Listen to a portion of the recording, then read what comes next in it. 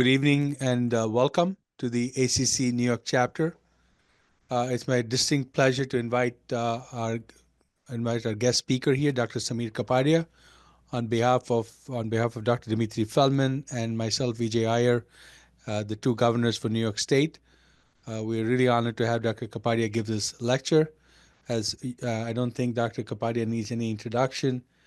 He is the chairman of the Robert and Suzanne Tomish Department of Cardiovascular Medicine, Seidel and Arnold Miller Family Heart and Vascular Institute at Cleveland Clinic. He is a professor of medicine at the Cleveland Clinic Lerner College of Medicine of Case Western Reserve University. He is a board-certified internist, cardiologist, and interventional cardiologist. He has been a prominent name in interventional cardiology and specifically in structural interventions for a long time. He has been a seminal leader in clinical trials involving structural heart disease. His clinical interests include transcatheter aortic valve replacement, MitraClip, complex coronary interventions, atrial septal defect, patent foramen ovale, and carotid interventions and peripheral interventions. It is a distinct honor to hear him talk about top 10 things to look out for in structural heart in 2025. Samir, thank you so much for doing this talk, and I will turn it over to you now. Thank you, first of all. Thank you so much for the invitation and the kind introduction. It is my great pleasure to join the New York ACC meeting. And, I'm first of all thrilled that people are spending time in the evening to listen to this in a weekday. So that is wonderful too. And thank you, Dr. Feldman and I are both for inviting me. So I'm really thankful. So with that, I wanted to say that what are the top 10 things? And so when you asked me this question, I was a little bit questioning myself that what are the things I will be looking out for. And so I made some list. So let's see, what, and we can. So I thought of it that maybe new technologies, that there are so many primary things new happening, that new valves, new devices. But again, 2025, so, it's not like 5 years later what is going to happen. But what is going to most likely going to happen in the next year. Ancillary meaning that anything else like closure device, stroke prevention, this, that, whatever, something else is happening. New indications are happening. So this is one way of thinking that what new trials you want to do. So this is the reason I put this in perspective, that if you are thinking of developing some kind of a research activity, then you would say that you would want to get involved with new technologies, new indications, that earlier treatment, anatomical expansion, new reimbursement strategies to say that there is going to be some ways to help cost analysis, new guidelines or expert opinions, and new management paradigms. All these things can be exciting. So I thought I put 10 down. So said that the easier detection of valvular heart disease. This is becoming, so a lot of people are talking about this to say that they want to have not just the procedural side, but a pre and a post, both sides to be expanded in the way that how we monitor our patients after the procedure and how we identify the patients. And of course, all the companies that make valves and things, they are all very interested in this because they want to increase their business. A lot of people who are interested in healthcare also like this idea that we provide better care to the patients, identify the patients early, and maybe their outcomes can be improved. So there are several new technologies, as you probably know. There are, simple things like from chest X-ray, ECG, chest CT scans. All of them have now AI that allows you to identify in some way or form either aortic stenosis, mitral regurgitation, or heart failure. And they're some of them are available, some of them are research related, and some of them are writing very fairly good, impressive papers to try to say that how we can do it. There is actually one of the papers we wrote with Rohan Kera was even more interesting to say that if we just do a parasternal long axis view of an echo, can we predict that somebody is going to develop aortic stenosis in next few years? And you can, the way the aortic valve moves. So we published that. But my point is that there's several of these similar things happening where you will be able to identify different ways how we can manage how we can identify the patients. We did a study which is not yet published. We have submitted it, where you wear a clear view. There is a little gadget like a pulse ox. You put it on your finger, and this pulse ox like thing can detect if you have aortic stenosis. So this is a Edwards device. Of course, Edwards now separated their critical care versus Edwards. So this is in the critical care group. But this kind of devices are available that can identify the patient. So this is the clear view that, as I said, we did. Very simple device. You put it on your finger and just wait for identification of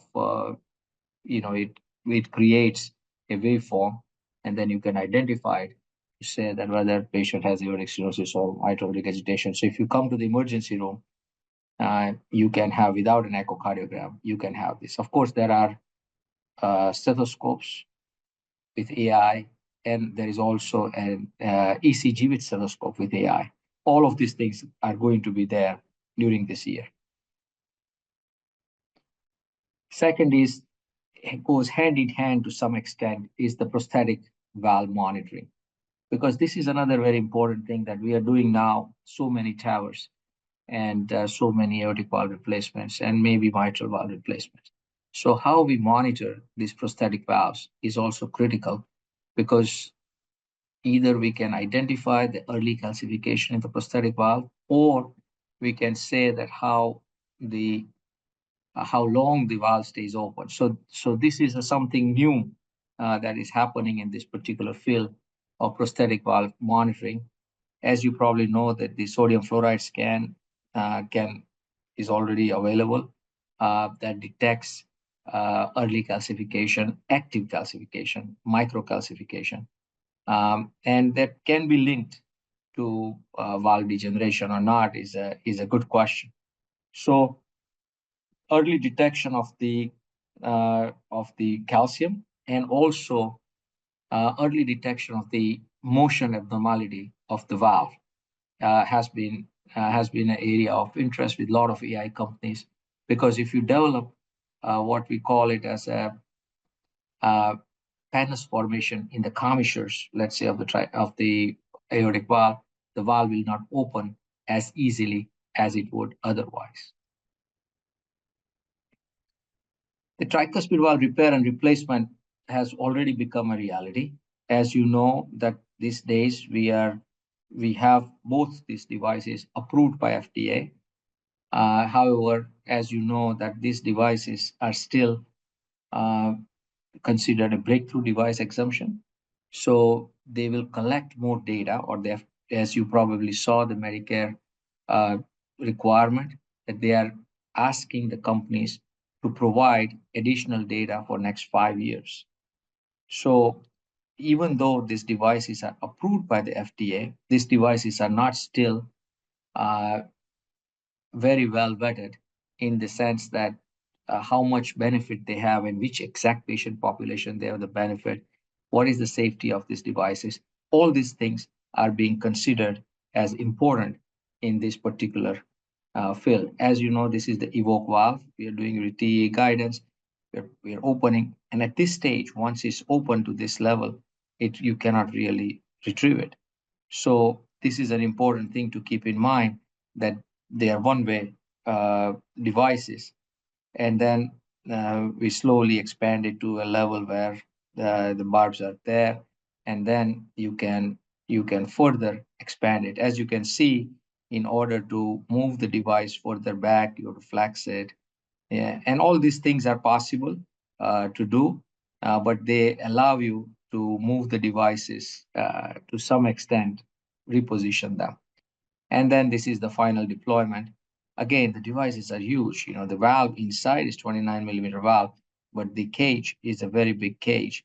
And as you can see, once it expands fully, uh, we let go the atrial side, sits well. And these devices are I think, a very good uh, advancement in the field, because we are seeing a lot of tricuspid valve patients, and this valve replacement is a good thing, but also to understand that this comes with some level of pacemaker need and some RV dysfunction that happens in some patients. So if the right ventricle is small, diseased, uh, and if you put a very large valve, the annular function is impaired, the annular freezing happens, and that sometimes can lead to the RV dysfunction, or sometimes just eliminating the tricuspid regurgitation uncovers the RV dysfunction. So all of these things can be predicted with the help of pressure volume loops and or some kind of waveform analysis from the hemodynamics. So these things are also happening currently from different types of AI algorithms. People will be able to identify these patients early. H2S repair has also become a reality, as you know that it is commercially available currently. The TriClip, I did two today, but this is something that is also will require more data, because, as you know, the trial in the trial, so the longer term follow-up will be available this year.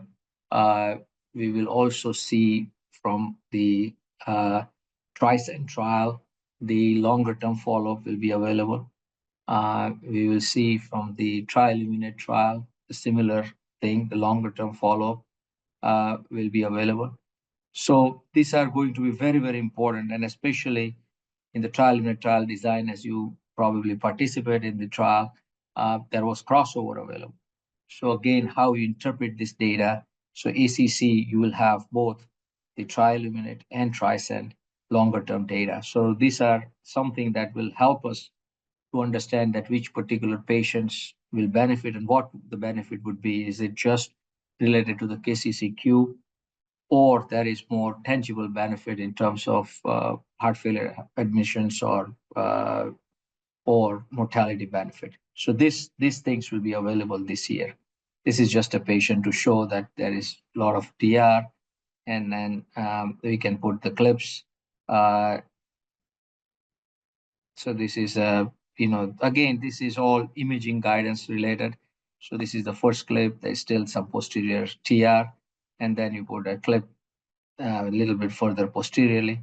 Most of the time these days, when we put a tricuspid clip, we put the clip in the anteroseptal, between the anterior and the septal leaflets, and then slowly go towards the lumen, uh, towards the center of the valve. Uh, Now, there is, of course, no comparison between the EVOQUE and TriClip patients, because they are different patients. So whether there is a difference in the RV function, difference in the pacemaker need, TR reduction, clinical endpoints, all these things may become available from from individual experiences, because now, since both of these devices are commercially available, there is a chance that we will be able to see this kind of information in the future. There's one other thing that is happening, and that is the trick valve. So the trick valve is a valve that is placed in the superior and the inferior vena cava. The valve is, as you see here, so this is a SVC valve, and it already comes, uh, uh, one second.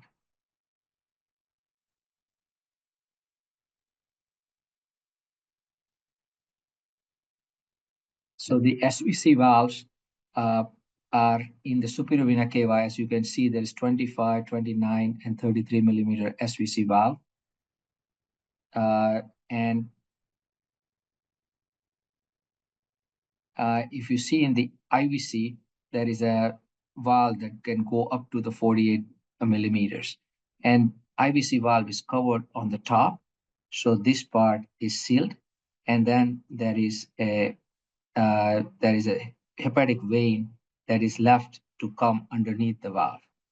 And this SVC valve is covered in the lower half, so the upper part can have the innominate vein come from the other side.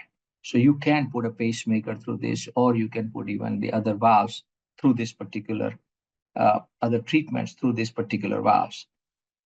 Uh, it is it is it is totally retrievable until about 80% deployed, and it's an open cell design. And these valves require about 15 millimeter or maybe 20 millimeter of a V wave to close the valve. So this is uh, also very important part to keep in mind, that right now we are doing the trick valve study. Uh, so this is the first one we did 3 years ago now. Uh, and you can see that this can be done conscious sedation, no TEE. This wire is placed in the pulmonary artery such that we want to put this ball above the pulmonary artery so it can be supported and it won't fall down, superior vena cava. And here, this part, as I told you, is not covered, and this part is placed on the innominate vein. And now you expand this upper part, and then you go to the lower part, just put a small catheter in the hepatic vein, and then inject dye to see that where the inferior vena cava valve can be placed. Half of this valve up to here roughly is covered.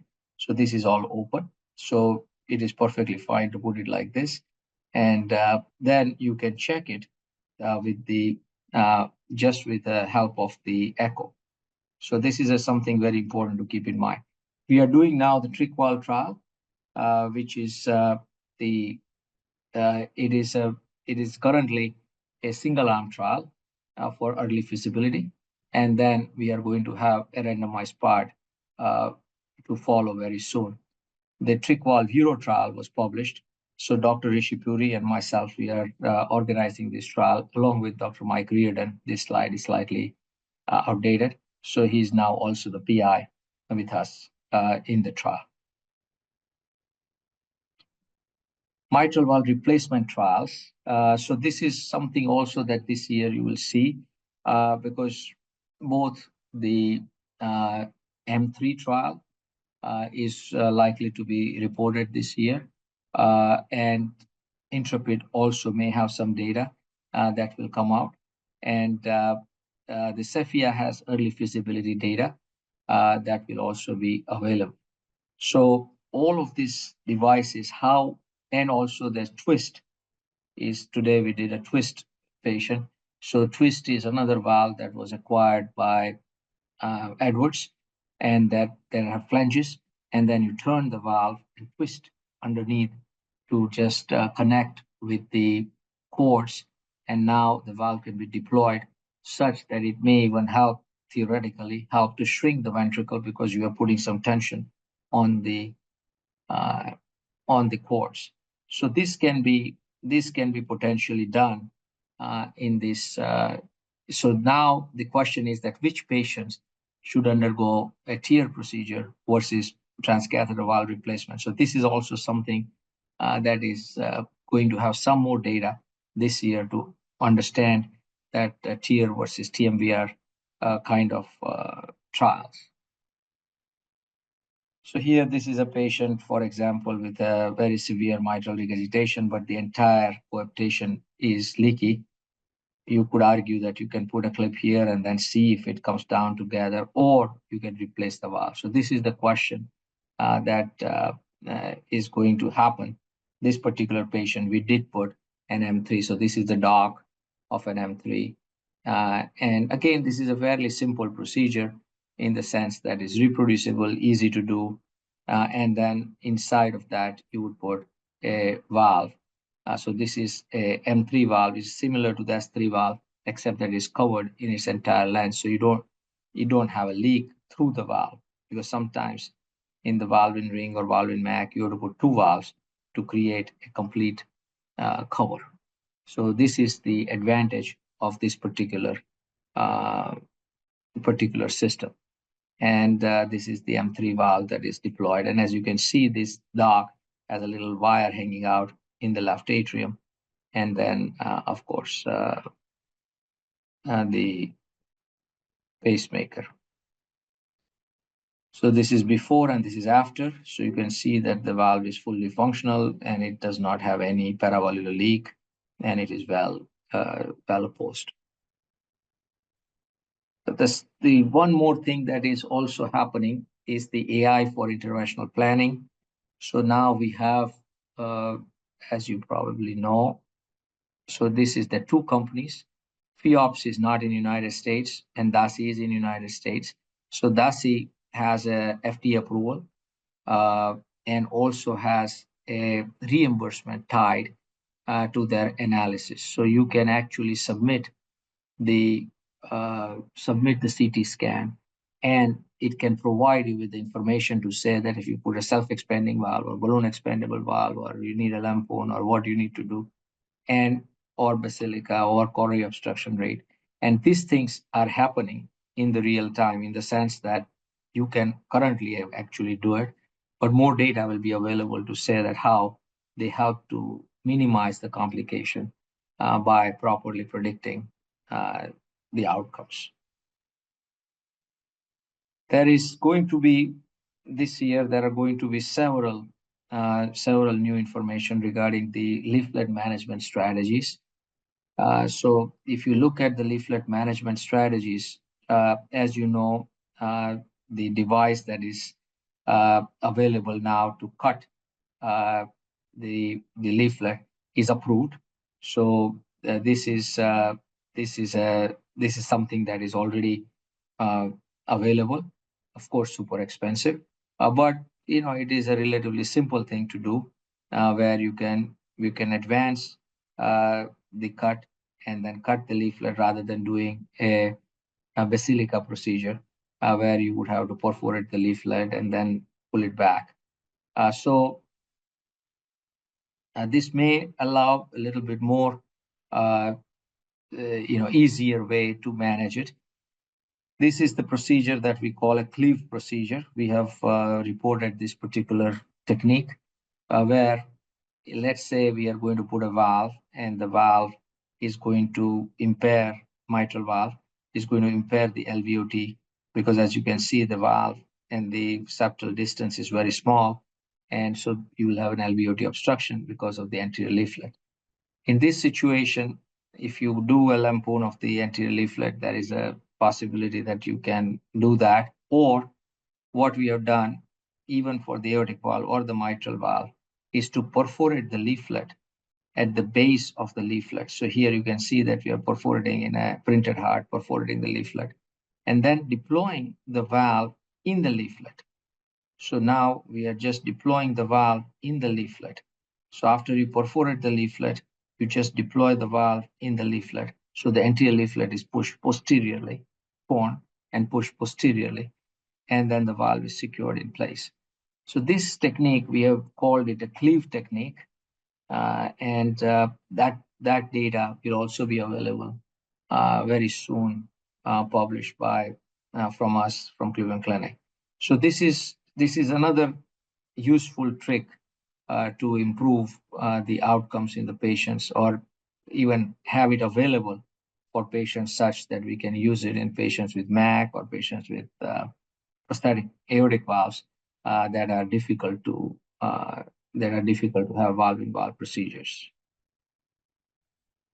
Now, the stroke prevention data and devices are another very important thing. So as you know, that the stroke rate are decreasing in not just United States, but everywhere. And this is probably in the range of, saying, the protected TAVR trial, it was 2.3% total stroke rate. It's probably in that range, total stroke rate. And if you look at the disabling stroke, it is probably in the range of 1.5% in the unprotected patients. This is what all the more recent trials have shown. And there is definitely higher risk of stroke in patients with valve-in-valve, bicuspid aortic valve, very calcified valves, calcified arch. Uh, Also, there is some data to suggest that the renal failure patients or older people have more strokes. And then there is some data to suggest that self-expanding valves have a higher risk of stroke compared to balloon expandable valves, as you say. see here, not head-to-head comparison in this particular slide, but even in a lot of different registry data, self-expanding valve comes out to be a little bit of a predictor, maybe because it's repositionable, maybe because people reposition it, manipulate it, and that may be the reason. Uh, the in the in the very important part also to recognize that if you do a clinical trial, you see twice as many strokes as what is reported in the TVT registry. So this is something to keep in mind, that minor strokes are not reported in the self-reported registry like TVT. So this year we are going to have at the ACC a late-breaking trial, the BHF TAVI trial. BHF TAVI trial is a trial in Europe, mainly in England, where they randomized more than 7,000 patients. Uh, and it this slide is a little bit old, but they have already randomized the patients. And they terminated the trial because uh, it said, at least in their press release, that they were not sure that that was going to show the difference.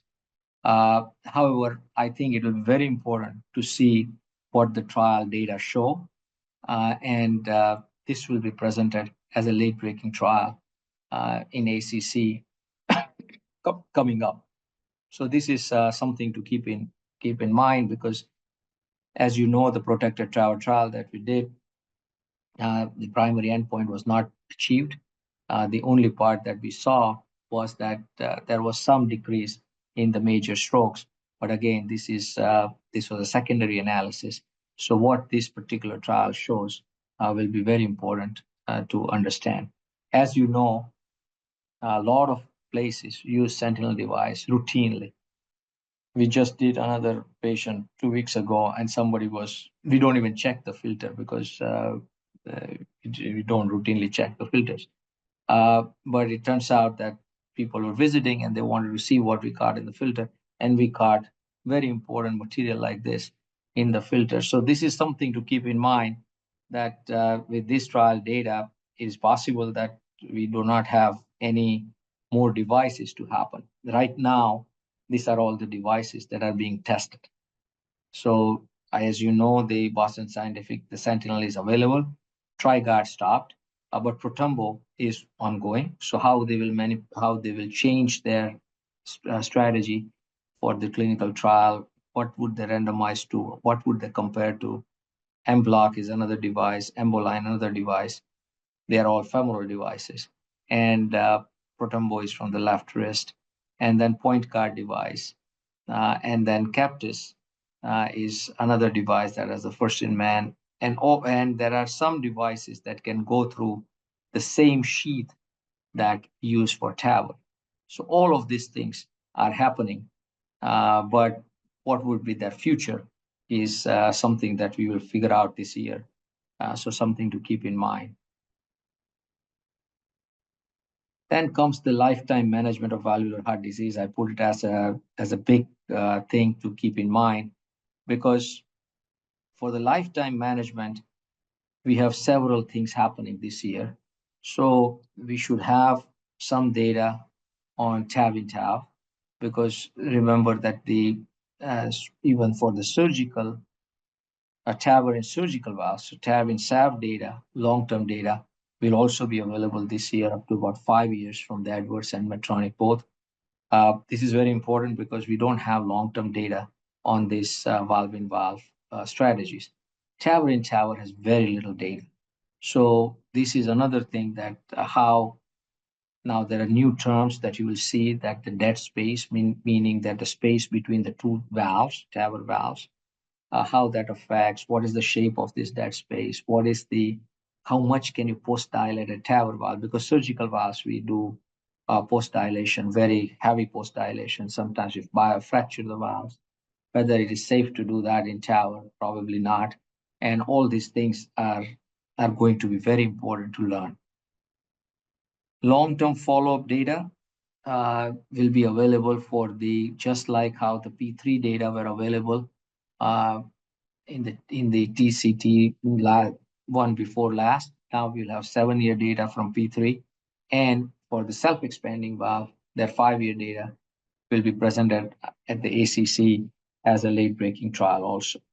So this is very important data to say that what will happen in the low-risk patients compared to surgery, what is the durability of the valve and how the valve will function. So this is very important. And then uh, I think there will also be very important information on the different size and hemodynamics data to say that does hemodynamic really matter in hospital rehospitalization or death. So this is another unanswered question. So all of this information will be out coming out this year. So keep an eye out for that what the hemodynamic consequences, because remember the patient prosthesis mismatch has conflicting data, whether it is a measured versus predicted patient prosthesis mismatch. And if you uh, look at the large registries, so far they've not been able to show uh, consistent harm of patient prosthesis mismatch of moderate or even severe level in the TAVR population. Surgical population, there is a little bit more data, again, both ways, but a little bit more on the positive side that there may be some consequence of patient prosthesis mismatch, but not so much for TAVR valves. So this kind of data are likely to be available this year from both Edwards as well as Medtronic valves. What are the newer devices? I know I'm going a little bit faster, but hopefully we'll have some more time for question answers. So the newer devices that I think, so one exciting newer device that I'm excited about for the aortic valve is going to be the Seagull valve. So the Seagull valve is a valve that is, as you probably know, that the current valves are either chromium cobalt or stainless steel frames or nitinol frames. This one is a very special alloy, which is a more alloy. And this particular alloy has meridium, and this rhenium and meridium. This alloy is such that it is extremely strong, very radio opaque, and there is no recoil of the valve. So if you know that with the, let's say, Sapien valve, there is 2 to 4% recoil after you deploy the valve, comes down. We studied it, and with repeat dilatation, the recoil is less. But this particular valve, there is no recoil because it's very strong. It is approved. The material, the metal, is approved for the spinal bars or spinal rods because they fracture uh, with with stainless steel. So this is a very novel method of making a stand. Excuse me. The advantage of this particular device is the fact that instead of having multiple links to create the radial force, you can have less links. And so that means that there will be less metal. And if the metal is less, then you can crimp it in a very tight space. So this valve can go through an 8 French expandable sheath. So this is instead of 14 French, 8 French. So it's like doing a complex coronary intervention. And if you can think about it, it also does not foreshorten. So the precision of placing the valve is tremendous. So this new valve will start their investigation this year. So you will see that it already has the FDA approval for the trial, and you will have some data on this Seagull valve soon.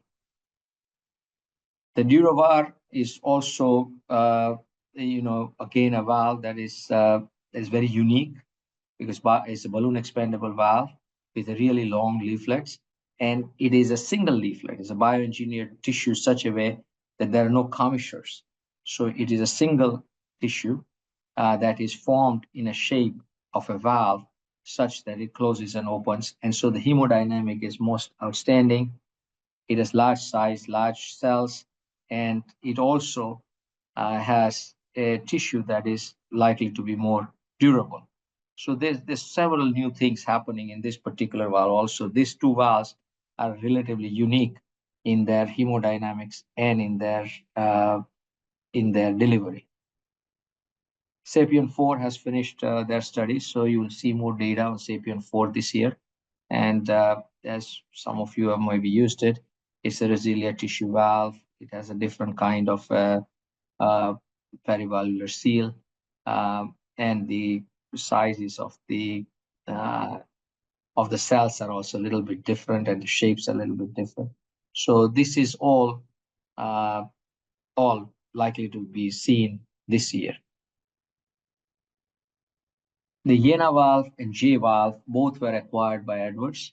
Uh, as you probably saw, that the Jena valve already reported that data, and there's some more data to be reported at ACC from the Jena valve this year. And so this is a valve for the aortic regurgitation. It's the 18 French device, and it's actually a very good device, easy device to place, where you anchor on the leaflets. And this is a device that currently can go to about 95 to 100 millimeter radius annuli. But as you know, that many patients with the aortic regurgitation may require even larger annuli to be treated. But these valves are, so the Jena valve should have, as I said, the data available this year. The trial is still ongoing. Edwards is continuing the trial, and uh, they may come out with the randomized trial either against surgery or in inoperable patients with medical management. So something like that is happening in this field. And then, just to put it in perspective, the scope of therapies in the uh, in the structural world is not just related to the valves. So if you look at the interatrial shunts, there is going to be both the Corvia has more data coming, the VWAVE has more data coming. We already did our initial study with the VWAVE shunts along with the MitraClip, and that data will be coming. So there'll be a lot of different shunt related data that are coming. There is a shunt that goes from the superior vena cava to the pulmonary artery, and there is also a shunt that goes from the coronary sinus to left atrium. Both of these kind of shunts, they are still right to left shunts, but they are a different kind of right to left shunts. And depending on the systolic and diastolic phase and how they are unloading, uh, it is going to be a very innovative way of trying to understand that how we can treat these patients who have either diastolic dysfunction or early heart failure. Venous pressure modifiers for the renal system is also very important, because there are a lot of different pumps that are now available to be tested to say that how we can increase the renal perfusion and urine output. Uh, there is also a renal artery pressure, or like a balloon pump kind of a system, where you can have increased renal perfusion. And then there is also a tremendous interest in not just monitoring the pulmonary pressures and with like cardiomems, but also the invasive hemodynamic monitoring with the different places to place the pressure sensors, either in the appendage, in the left atrium, or on the septum. And this may help to guide therapies. And then we are doing, and others are doing two other things, that the either the annuloplasty or AccuCinch, where you put a ring on the left ventricle. Both of these are likely to see some data this year. So intraatrial shunts, I know these are the shunts I talked to you about, the V-Wave and Corvia, the Ocutech and Arthur. They don't have as much data currently. Renal pressure modifiers that you may see, these are all the different pressure modifiers. And even the Precardia system, as you probably have seen, it's a system that kind of inflates and deflates into the superior vena cava to kind of help with the flow in the venous system, being tested right now and has early feasibility trial. So these things all have early feasibility trials ongoing. And then, as you probably saw, the early TAVR trial, uh, the TAVR unload was negative. The Progress and Expand TAVI trials both are enrolling. So this is a very important field where people with either moderate aortic stenosis with symptoms, whether they should be treated early or not, is a good question. And this particular question is being answered by these two trials. Uh, I didn't add to this the mitral trials because I these are aortic stenosis related trials, but there is also a primary trial and repair MR trial. And these two trials are also enrolling this year, but the data will not be available this year, but at least you will see some enrollment of these trials. So I put it here that the COAPT 2 is a trial that may be available where people will have moderate MR and are being treated with the MitraClip or TEER. So this is that trial. Then we will have the Pascal functional MR trial that also will be likely to be finished this year. And then there is meta-analysis, patient-level meta-analysis of the COAP, Reshape, and MITRA-FR that is likely to happen. An Empower trial is a trial for the Carillon device, and this particular trial may also have we have supposed to enroll 150 patients for the preliminary analysis, and we have enrolled about 90 patients. So this trial is likely to finish this year also by the end of the year. So as you know, the MITRA-FR and the COAP both were discordant, and Reshape HF trial, which was published this year, did show very similar to the COAPT a difference, but again, these are relatively less sick patients compared to the COAPT patients. So the Carillon device is a device like this that it's a small device. It goes through a 10 French sheath in the jugular vein. It's like putting a Swan-Ganz catheter or something similar to that. And you place I don't know if I have the picture. No, I don't.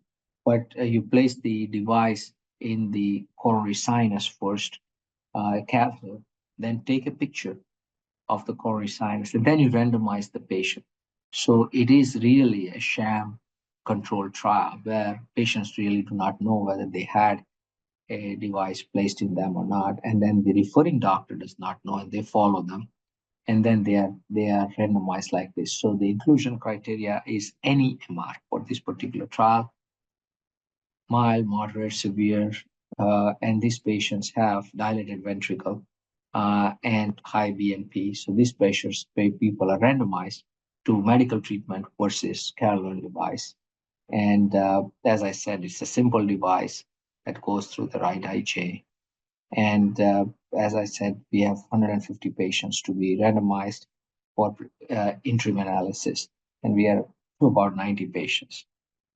The endpoints are shown, hierarchical endpoints are shown on the right. And this is a patient example of this play. So you can see that the patient has mild MR, not severe MR, 2 plus MR. And this is how, okay, good, I have a picture. So you put it in the coronary sinus, And then once you put it in the coronary sinus, you deploy the distal anchor and then the big proximal anchor, and you cinch it. So you cinch it first. So you see that the coronary sinus was here. Now we have pulled it up and it comes here. So this is the, see how related to, if you look at the pacemaker wire or something, it was there and now it is that much higher. So this is something to keep in mind, that these devices are all of them are becoming available. I just did a literature search to say that how many articles are published. So just you write TAVI and TAVR, uh, and you have 1,500 papers per year. So I know that I had about 50 slides, but so there's so much new things happening. So reading every day, trying to keep up with all these advances, and of course, late-breaking trials and simultaneous publications are likely to help us to decide that what new things are happening. So I think the future is very bright. So I'll stop there. I know I have about 10 minutes for question answers. So we can have some questions. Thank you very much, Dr. Kapadia. That was a wonderful insight into what to look forward to 2025. So, for everybody who's on there, please post your questions either on chat or in the QA box. I'll be happy to bring it up with Dr. Kapadia. As we wait for questions to come up, somebody talk to us about cerebral embolic protection. I know you were and continue to be a big believer, but with where the data is going, is it that our devices are inadequate, or are we looking at the wrong endpoints for these trials? A good question. I think devices may not be perfect. That is a reality. Uh, I myself do not believe that the data are negative, because I think, unfortunately, in the Protected Tower trial, uh, we did not put it as a we debated that when we designed the trial, that the major strokes or the disabling stroke should be the primary endpoint, but the trial would then be, at least we thought, would require to be 6,000 patients. So this is the reason why we didn't put it, because it was very large. Now the small strokes could be related to the device manipulation too. So there is a little bit of a challenge trying to sort out that we are trading the small strokes for the major strokes. So the total strokes may not be that different, because there may be, depending on your expertise and your carefulness, when you put things in the carotid artery, there is a possibility that you have small strokes. Uh, on the other hand, if you can prevent the large strokes, so we will see what the data show. I don't know the data for the BHF TAVI yet, so it will be something to look out for, because, as you know, so many different companies are trying to come up with different cerebral protection systems. In Cleveland Clinic, uh, the reason why I use it and why I believe in it is because if you look at our own data, we had we had major strokes in the past. In last 2 years, we didn't have major stroke in anybody that we use a cerebral protection device. Now, in a few patients that we could not, either because we did a carotid or alternative access, or their arteries were occluded, or whatever the reasons were. Of course, they're high risk patients, but these are the people who had something to happen. So I'm not so sure that these data are negative. So to answer the question that whether we are looking at the wrong endpoint or a wrong this thing, I think the interpretation of the information is also problematic. And I know that we are supposed to be very academic and very, uh, you know, I don't have any conflict, by the way. So I'm not telling you because of any financial conflict, but I would feel extremely uncomfortable uh, to uh, to do a procedure like TAVR or mitral valve in valve or aortic valve in valve without cerebral protection. Because if I have a stroke, I'll feel awful because right now we don't. And as I was telling you, two patients. So Grant Reed, one of my colleagues, he had some people visiting. So we did 4 valve-in-valve cases just for that particular day. And he put sentinel device, and the people visiting were asking that, can you show us what you found? And normally we don't look. 2 out of 4 had considerably large chunks of material in it. And of course, patients did well. So the question is, uh, where do we stand? I don't know. So I'm eagerly waiting as much as you are for the BHF TAVI data and in-depth analysis. Thanks. I mean, there's a question on chat about the tricuspid valve replacement. I think the question essentially states, when do you say it's too futile from the standpoint of RV function or pulmonary hypertension? So I guess my question, I'll broaden that to say, who in your mind is a candidate for Evoke and who is a candidate for CLIP, and how do you decide? I know I give typically a talk on this topic, but what I normally say, so there are 3 things, right? So if you look at the uh, scoring system of some kind, so let's say TriScore. So this scoring system say that if you are going above certain limit, you are futile. Means whether you do clip, valve replacement, or surgery, you are likely to fail. And those patients are the patients who have severe right ventricular dysfunction. And what the most important criteria in my mind are that if they have renal insufficiency, liver failure, or if they are requiring more than 160, or some people say less, at least let's say that much of Lasix, furosemide, then these people are too far gone. Uh, Now, ascites, even though we are treating them, these people do not benefit as much. Does it mean that we should not do it? This is a difficult question because remember when TAVR futility came, same question came that these patients are futile. Let's say your dialysis is futile. It's not futile to the patient. It may be futile in the sense that you are not going to have a big difference, but the quality of life improves. Patient, whatever time he lives, they may be better.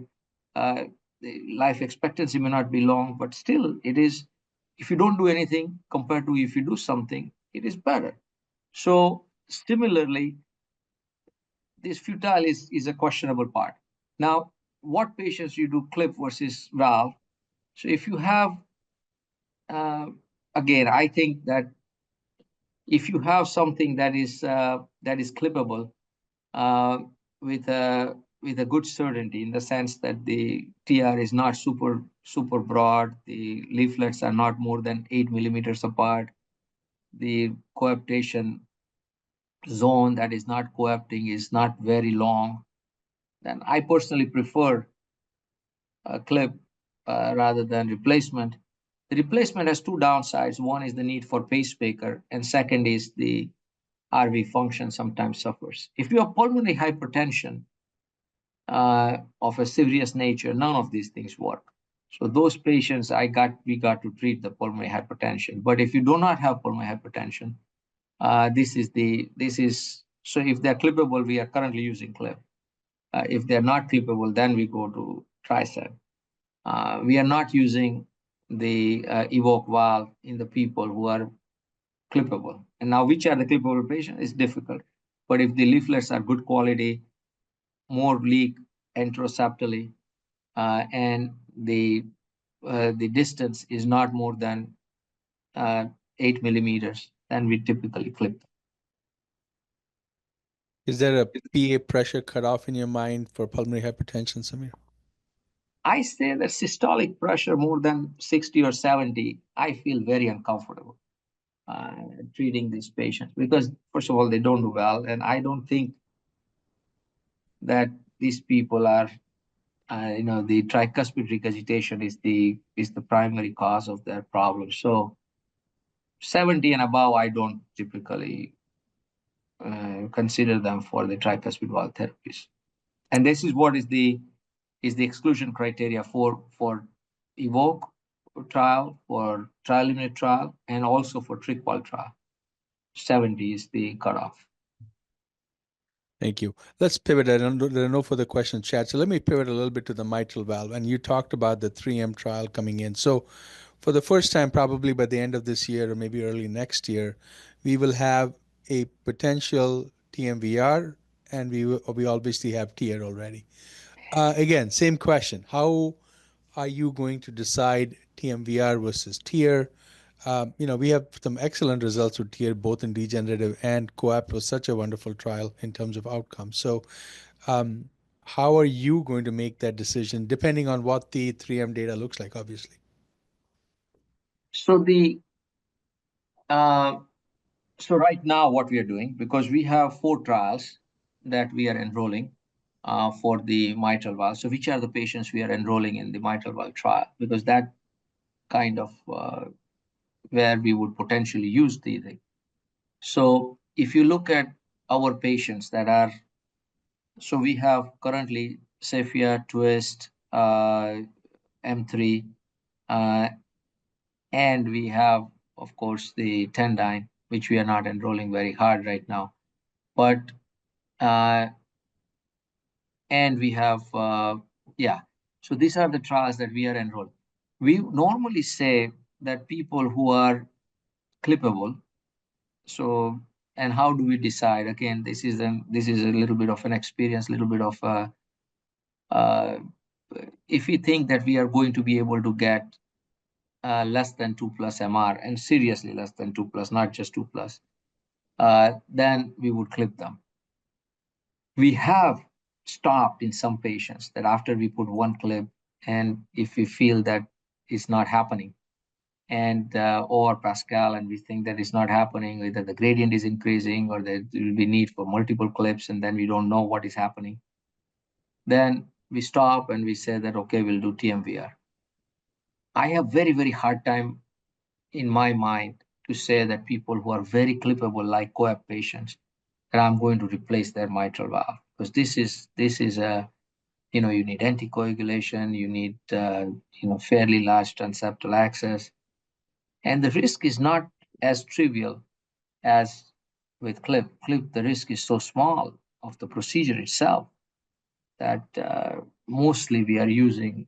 I think you will use TMVR devices as a very similar to the tricuspid, where people are not good candidates for TIR. It's very unlikely that people are going to do it in good candidates who are TIR candidates, a valve replacement. Thank you. I still don't see any more questions. Please, if you have any questions, burning questions, this is the time to ask Samir. It is not often that you will get an opportunity to meet a structural interventionalist of this caliber. So I'm going to go with one more question, Samir. So if a 67-year-old low-risk aortic stenosis patient comes to the Cleveland Clinic, what are they getting today? Surgery or TAVR, and how are you deciding as a multidisciplinary team? Uh, Good question. So, how old is the patient? So, I have a very simple this thing. So, in the past, we used to say that we go by the risk. I say now that we start with the 2 questions: the anatomy and life expectancy. So, if the, but mostly related to anatomy. So, if the anatomy is excellent for TAVR, let's say, then the patient has an option for TAVR at whatever age. If you say that TAV in TAV is possible in the future because of the root anatomy is such, the valve that we are going to place is such, we can get coronary access, then we can say that this is a good patient for TAV. Now we present to the patient the options, uh, and we have a true multidisciplinary team in the sense that patients do see surgeons by themselves. So it's not like we are all sitting in together to see a patient. Let the patient see the surgeon, let the patient see a cardiologist in private. So they can say whatever they want to say to the patient, and try to put whatever uh, bias or clinical judgment they have to the patient. And then we discuss with the patient to say that what do they want. If they're very good candidates for TAVR at a young age, and they have young meaning certain age, not less than 60, whether in a mechanical valve or Ross procedure or something. But if they're in late 60s, early 70s, then we would consider them for TAVR and SAVR. And depending on the anatomy, we'll decide that what is the best outcome. For the bicuspid patients, young people, many of them are bicuspid valve. I still prefer surgery in many of them. Uh, I'm not a very big fan of TAVR yet in the bicuspid population. And of course, if they have aortic aneurysm or coronary disease or something like that, uh, I say that surgery is not a bad option. But again, patients have to decide that after knowing everything. So we are using both. My point is that. But still, if you look at our 700 patients that we are doing TAVR, probably 600 or 90% of the 80% of them are high risk patients. Thank you, Samir. I think we have maybe we'll take one last question, which is from Neil Patel, who is asking us about moderate to severe AS TAVR. So there's the question is this a population you would consider TAVR in? Of course, we don't have much data on this other than early TAVR progress is ongoing. So what are your thoughts on moderate to severe AS for TAVR? No, I don't like this idea to do the TAVR in moderately severe, yes, unless they are symptomatic. And symptomatic patients, then you can evaluate that this is really moderately severe or severe.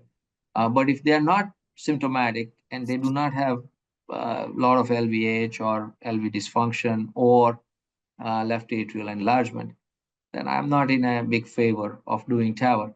On the other hand, research wise, I like few questions. So I give them vitamin K2.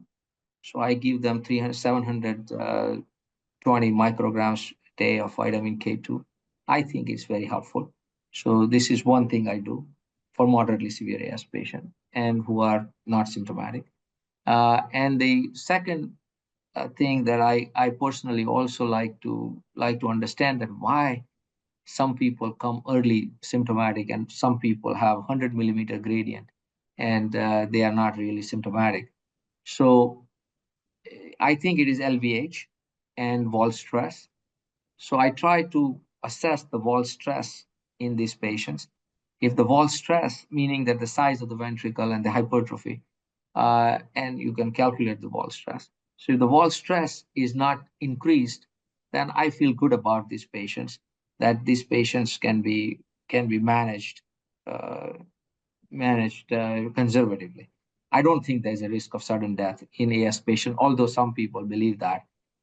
Knock on wood, but I have not lost anybody yet like that.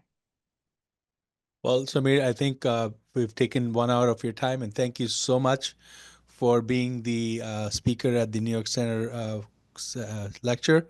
On behalf of the New York State ACC and all of its members, thank you very much. There are a number of comments on the chat thanking you for a wonderful talk. So, on behalf of all of our members and on behalf of Dimitri Feldman and myself, thank you again for taking the time to do this talk. I appreciate it and look forward to seeing you soon. Thank you very much. Thank you for inviting me.